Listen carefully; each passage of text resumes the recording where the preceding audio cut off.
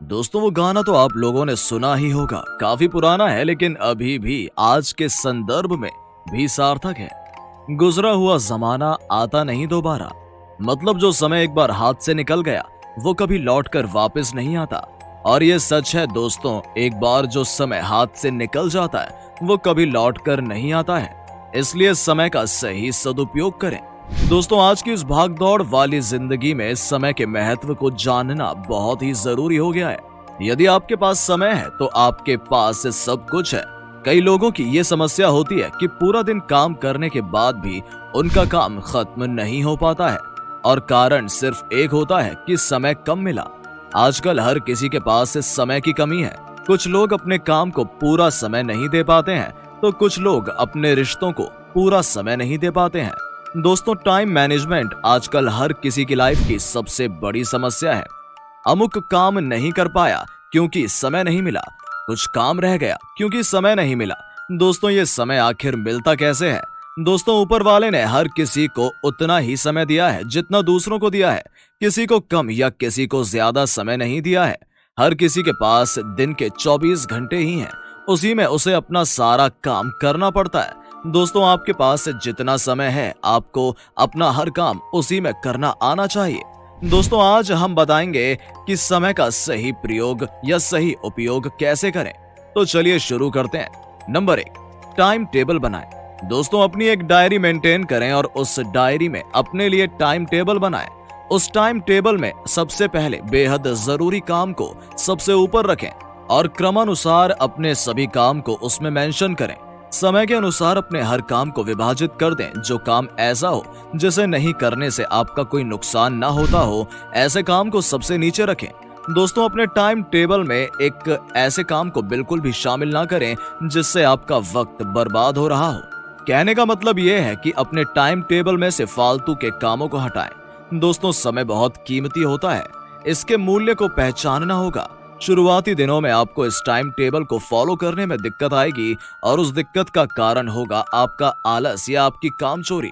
अपने आलस और कामचोरी पर आपको ही जीत पानी होगी, लेकिन धीरे धीरे आप इस टाइम टेबल को फॉलो करने लग जाएंगे और कुछ ही दिनों में यही टाइम टेबल आपको अच्छा लगने लगेगा और आप उसे लगातार करना पसंद करेंगे।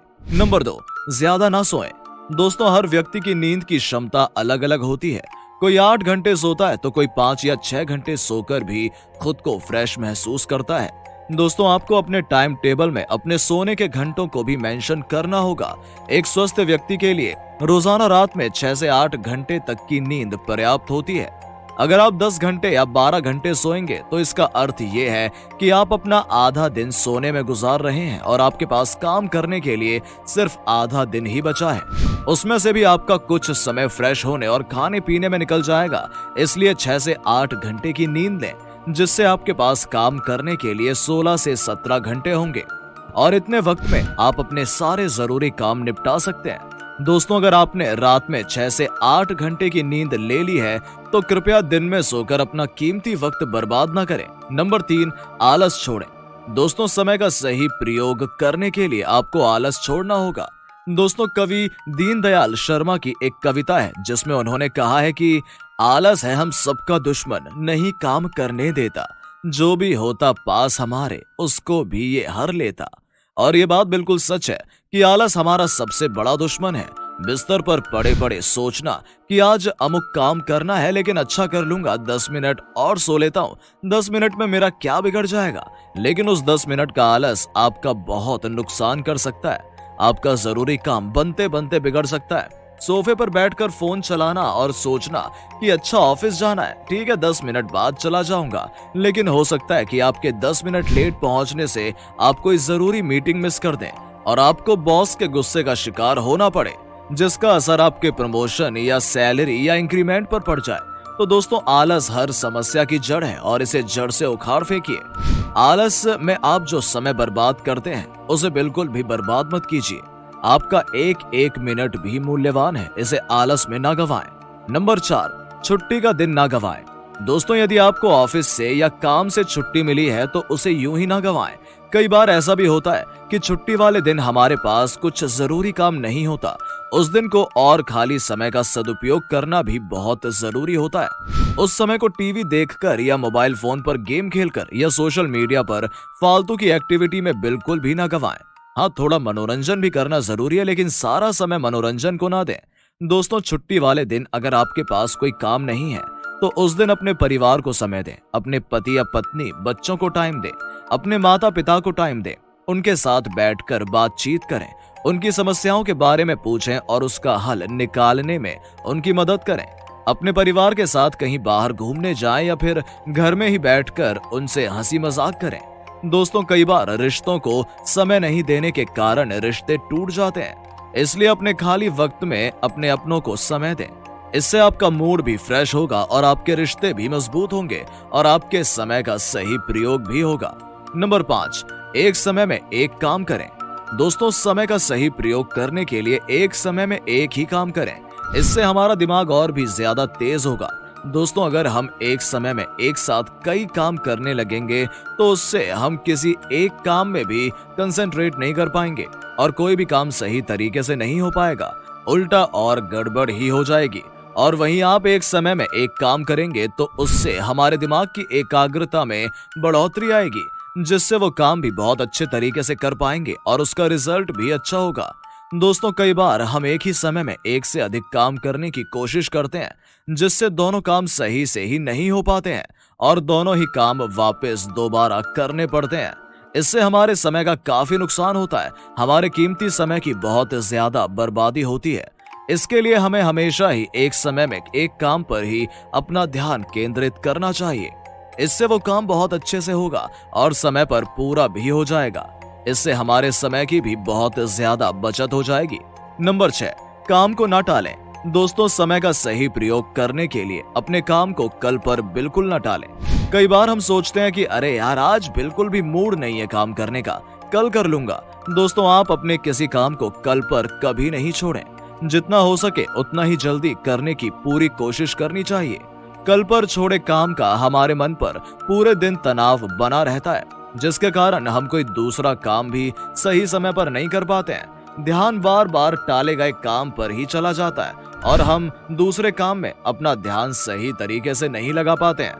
तो दोस्तों, आप अपने मन से आज मूड नहीं है इस शब्द को पूरी तरह से बाहर निकाल दें। इससे आपको बहुत सारे समय की बचत होगी और आपको हमेशा सकारात्मक बने रहने की प्रेरणा मिलती रहेगी। जब आप हमेशा ही सकारात्मक बने रहेंगे तो आप में नियमित सकारात्मक ऊर्जा का प्रवाह होता रहेगा और आप समय का सही प्रयोग करते हुए सब काम समय पर करेंगे और मूड खराब होने का बहाना नहीं बनाएंगे। दोस्तों, कई बार ऐसा होता है कि किसी बुरी घटना की वजह से हमारा मूड सच में बहुत खराब रहता है और उस वक्त आप कोई काम करेंगे तो भी आपका उस काम में मन नहीं लगेगा और काम सही तरीके से नहीं हो पाएगा। ऐसे समय में भगवान का ध्यान करें, थोड़ी देर के लिए सारे काम छोड़कर अपने आप को रिलैक्स करें, बिगड़ी बातों को बनाने की पूरी कोशिश करें और जब सब कुछ ठीक हो जाए तब अपने सारे काम निपटाएं। नंबर 7, बचे हुए समय का प्रयोग। दोस्तों, कई बार ऐसा होता है कि हमारा काम समय से पहले ही पूरा हो जाता है और हमारे पास कुछ खाली वक्त बच जाता है। इस बचे हुए समय का सही प्रयोग करके आप अपने टाइम मैनेजमेंट को काफी हद तक सुधार सकते हैं। आप अपने खाली समय में कोई दूसरा बचा हुआ काम भी कर सकते हैं। फिर उस काम को करने के लिए हमें और समय नहीं खराब करना पड़ेगा।